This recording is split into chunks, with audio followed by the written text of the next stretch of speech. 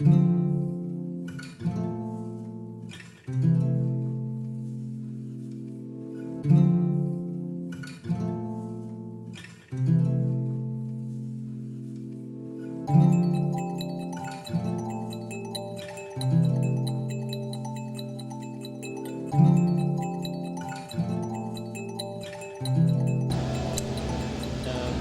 name is Andreas Preis, and I'm an artist and illustrator from Berlin, Germany.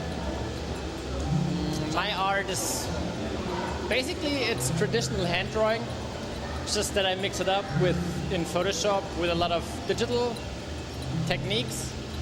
I still work on walls as well. I do murals. I could do everything in a traditional analog way, but a lot of what I do today, because of my clients as well, is also happening in the digital world.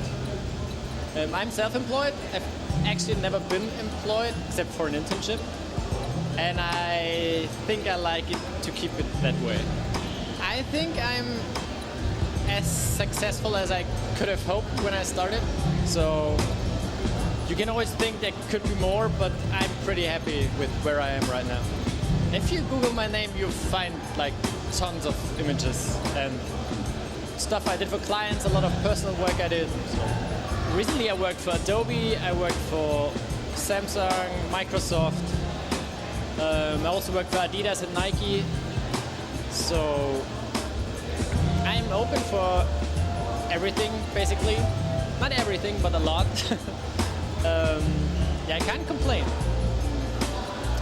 Actually, I can't remember a time when I wasn't drawing. So when I grew up, my dad is an interior designer, so we always had paper and pens at home. When I was always drawing, and actually I think when I was 5, I told my parents I wanted to become a painter without a boss. So it worked out in a way. My parents weren't surprised when I decided to do something with art. It actually took me almost a year to decide what to do, because I always thought you had to do like fine art, be a self-employed fine artist. Even myself, when I was 18, I thought this could be pretty hard. So I started to study communications design. But I always thought I don't want to go into advertising because I don't like advertising. But then I got into an agency and I actually liked it. So almost I went in that direction. But then in the end of my studies, I decided, no, I wanted to do art. I wanted to become an illustrator, and I'm pretty happy with it now. I think if you want to work in this field and you hope to become successful one day, the most important thing is just to create and to work, because it always sounds hard, but right now nobody needs you, because there's so many artists. But it's also always true that there's always space for more artists. So clients need to see that you like what you do, so you have to create personal work, not just wait for a client to give you work. If you have time, create on your own. And of course you need some luck. So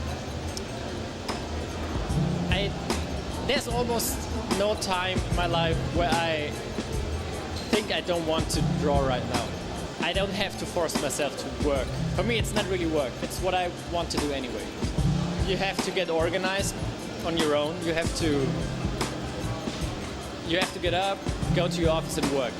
Some people tend to just let it slip in a way. You have to find a balance between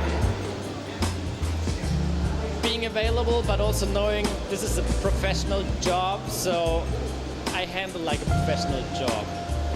And that's something that, I mean, you get experience after a while, but not everybody is made for it, I think.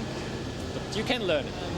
For years, I always thought, no, I'm working in a traditional way. I'm drawing on paper, and then I'm scanning it somewhere. Then I'm working in Photoshop to just finish it. And after a while, I had to work in some digital ways, because clients wanted me to try like software and hardware. And also because some of my files just didn't really work, or it took too long. And also, it's easier to take like a laptop or tablet with you when you're on the road than to take paper and all your pens and all that stuff. So I had to learn some digital things, and I'm actually pretty happy now that I did. I started to use Wacom, I think in like my 3rd or 4th semester and during my studies, because there was this one guy who was doing everything. I was still painting on paper, and he did everything on his Wacom. And it always looked like he did it on paper. And I really liked it. And he was a big fan of Wacom and always told me it's so awesome. And they even have this Cintiq thing where you can draw on the screen, and I never heard of this before. So I got an Intuos, I think Intuos 3, and I worked with that one for a while. And then after a few years I got the Intuos 4. And then because I worked with Wacom, luckily I got a Cintiq, and I work with the Cintiq till today. I'm doing actually not really a mural, but I'm doing a design for a big wall, and they will print it. And also, I hope this will work out. I probably will do 2 murals, real murals, in Switzerland, in Interlaken, which could be pretty nice to be there. And it might be something where we use blacklight later, so it could be pretty nice, but I'm not sure yet if it works out, but I hope so.